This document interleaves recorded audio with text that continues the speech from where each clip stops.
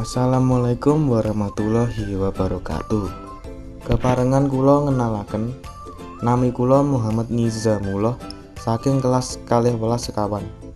Ing kesempatan menika, kula badhe nyarengi cerkak kanthi rai-raian kanca sejati ing Lembayan. Kaya apa critane? Yuk simak bareng-bareng.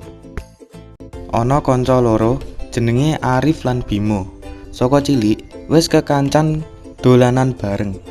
Wong desa malah sok nyebut Arif lan Bimo kuwi wis kaya bocah kembar.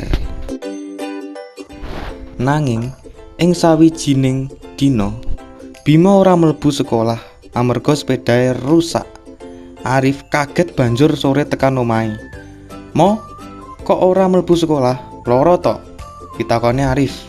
"Loh, duduk Rif, sepedaku rodane copot. Aku ora duwe duit gawe dandani. Nek mlaku tekan sekolah sikilku iso dadi balung kabeh." Kandhane Bimo karo ndodok sikile. Arif guyu. "Balung kok iso dadi balung? Momo, wedi aku rungokne." Bimo banjur melet. "Yo piye Rif? Tenan iki, aku isin nek telat terus." Arif banjur ngomong, "Wis sesuk numpak pedaku wae.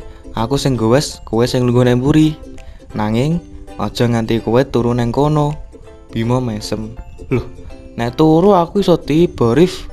Mbok aku malah gondeli awakmu nganti kowe gondeli wit." Arif ngakak. "Ya ora apa-apa, sing penting tekan sekolah bareng. Nek tiba ya guyu bareng." Saka dina kuwi, saben isuk padha sekolah bareng, siji gowes, siji numpak mburi. Terus gantian. Kadang-kadang padha guyon nganti wong liya sing delok melu mesem. Saka kono kuwi, Bimo ngerti yen persahabatan sejati ora mung dolanan bareng, nanging gelem bebarengan ngadepi kesulitan.